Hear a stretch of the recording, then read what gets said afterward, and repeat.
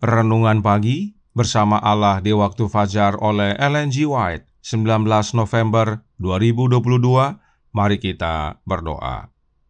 Bapa kami yang di sorga, Allah pencipta langit dan bumi, laut dan segala isinya, Allah yang maha besar, maha kuasa, sumber segalanya, yang kami sembah selalu melalui anak-Mu yang tunggal, Yesus Kristus. Terpujilah Yesus, anak Allah yang maha tinggi, yang adalah pencipta, penebus, dan pemelihara kami. Pada pagi hari ini kami bersyukur boleh bangun dan berbakti, dan sebagaimana membaca dan mendengarkan nasihat firman-Mu, kiranya ini menjadi sukacita dan pembaharuan bagi kami semua. Beserta kami sepanjang perbaktian ini, kehendak-Mu yang jadi. Ampun kami akan dosa dan salah, karena kami berdoa hanya dalam nama anak Allah yang tunggal, Yesus Kristus, yang adalah Tuhan dan Juru Selamat kami. Amin. Renungan hari ini akan dibacakan oleh Saudari Jennifer Avery. Kepada Saudari Jenny, kami persilahkan. Selamat pagi dan happy Sabat to you all. Baca ruang kita pada pagi hari ini tanggal 19 November berjudul Dia akan menebus kita. Ayat inti kita terdapat di dalam Keluaran 6 ayat yang ke-5. Berbunyi demikian, Aku akan membebaskan kamu dari kerja paksa orang Mesir, melepaskan kamu dari perbudakan mereka dan menebus kamu dengan tangan yang teracung dan dengan hukuman-hukuman yang berat.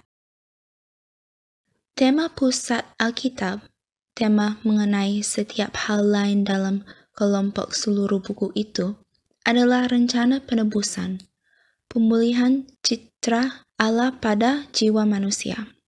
Dari pemberitahuan pertama tentang pengharapan dalam hukuman yang dijatuhkan di Eden sampai pada janji mulia yang terakhir di buku Wahyu. Mereka akan melihat wajahnya dan namanya akan tertulis di dahi mereka. Beban setiap kitab dan setiap bagian Alkitab adalah pengungkapan tema yang ajaib ini. Pengangkatan manusia kuasa Allah yang telah memberikan kepada kita kemenangan oleh Yesus Kristus Tuhan kita.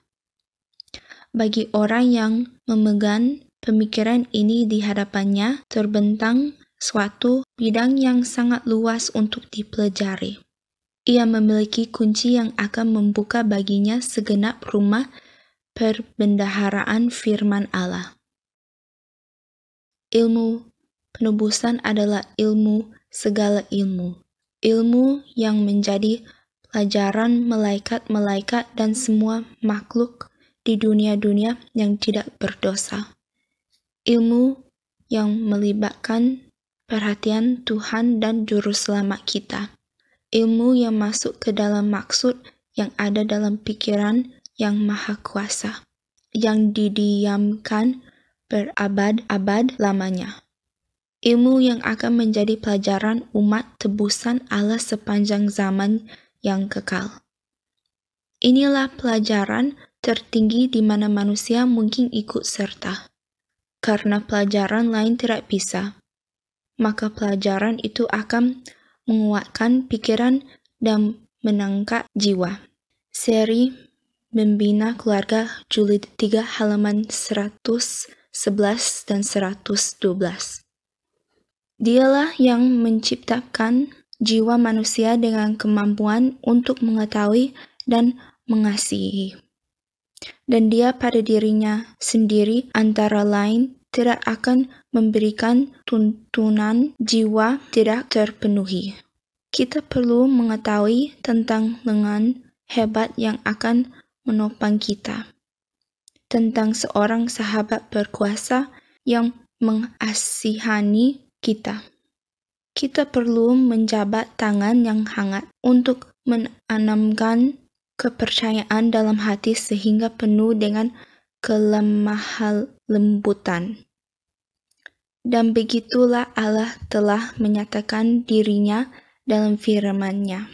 Seri Membina Keluarga Jilid 3 halaman 120. Terima kasih. Terima kasih atas penata layanan Saudari Jenny. Tuhan Yesus memberkati. Selamat pagi saudaraku dalam Tuhan. Selamat Sabat. Ayat inti renungan hari ini adalah perkataan Yehova, yaitu Allah Bapa, kepada Musa, bahwa Allah Bapa akan bebaskan dan tebus umat-Nya. Bagaimana caranya Allah Bapa membebaskan dan menebus umat-Nya? Kerinduan Segala Zaman, buku pertama, halaman 69, paragraf 1, berkata, segenap upacara pesta itu membayangkan pekerjaan Kristus. Kelepasan Bani Israel dari Mesir adalah satu pelajaran yang membayangkan penebusan, dan untuk itu Paskah dimaksudkan untuk mengingatkannya. Domba yang disembelih, roti yang tidak beragi, buah bungaran itu membayangkan juru selamat. Jadi, Allah Bapa melepaskan dan menebus umat-Nya, baik dari Mesir maupun dari dosa, sebab Mesir adalah lambang dosa, adalah melalui anak-Nya, yaitu Yesus Kristus. Dan tidak hanya peristiwa kelepasan dari Mesir, bahkan sejak kejatuhan di Eden hingga janji mulia di buku Wahyu, seluruhnya menyatakan tentang rencana penebusan. Itu sebabnya renungan hari ini berkata dalam Bersama Allah di Waktu Fajar, halaman 348, paragraf 1.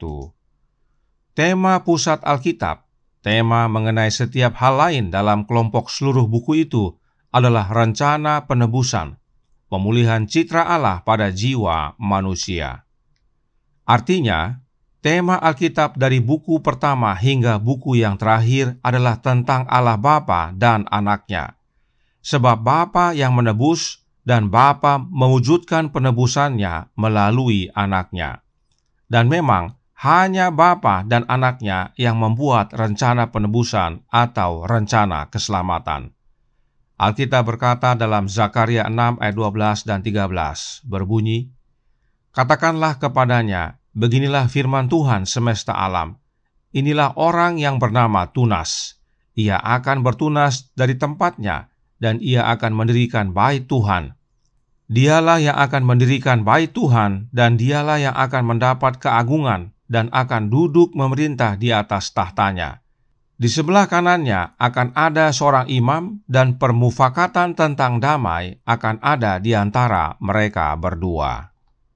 Tunas yang dimaksudkan adalah Kristus, dan dia menjadi imam yang berada di sebelah kanan Bapa.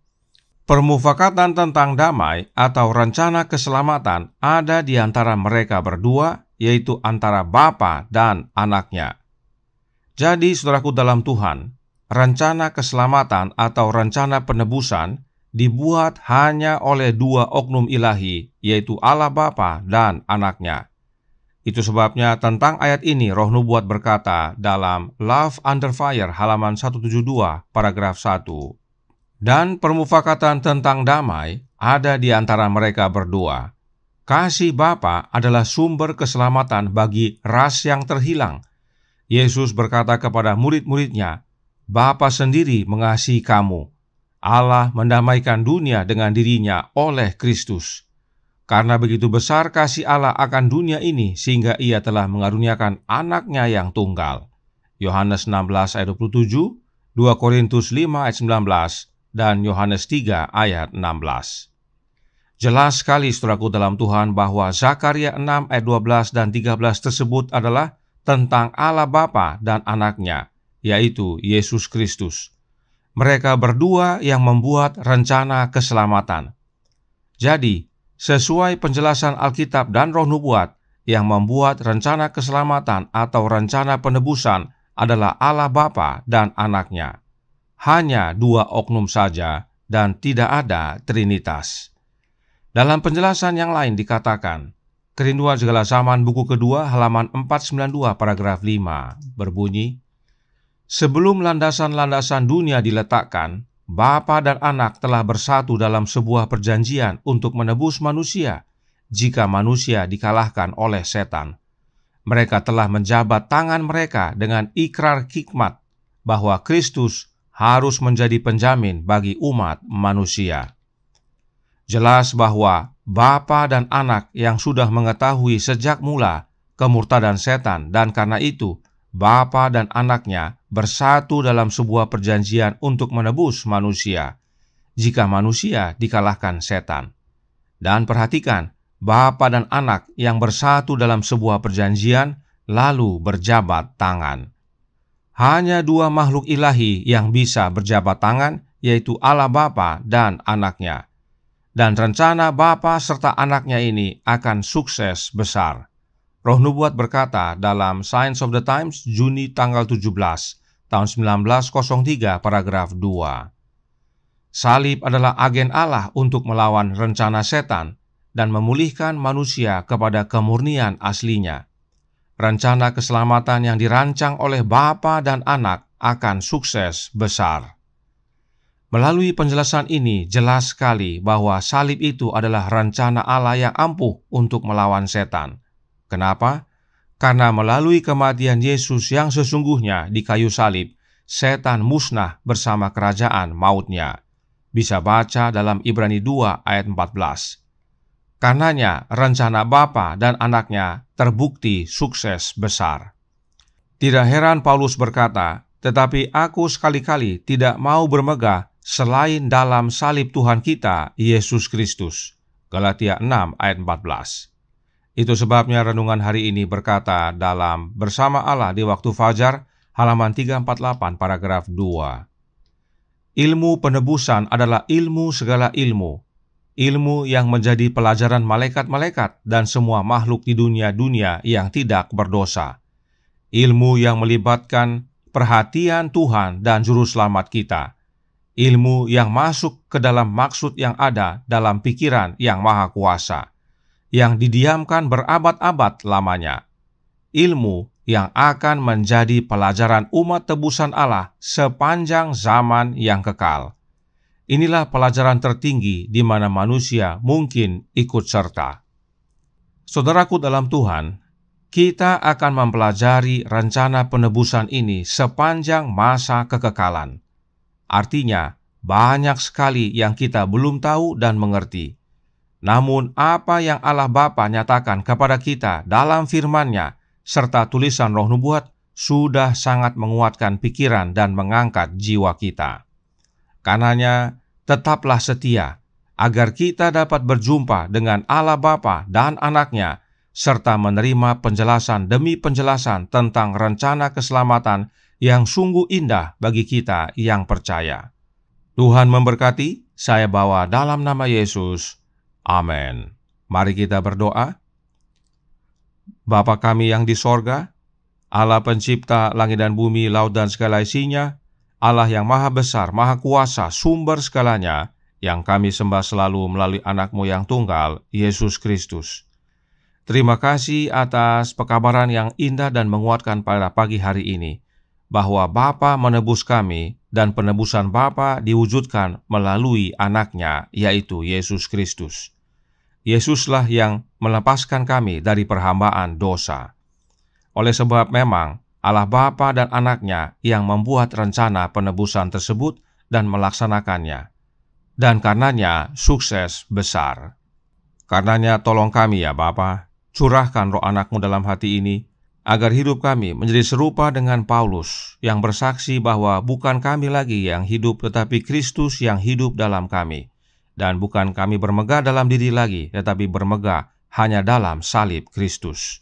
Sebab oleh kematian Kristus, setan dan kerajaan mautnya musnah. Kiranya ini menjadi sukacita dan pembaharuan bagi kami semua. Beserta kami sepanjang hari ini kehendak-Mu yang jadi, ampun kami akan dosa dan salah, karena kami berdoa hanya dalam nama Anak Allah yang tunggal, Yesus Kristus, yang adalah Tuhan dan Juru Selamat kami. Amin.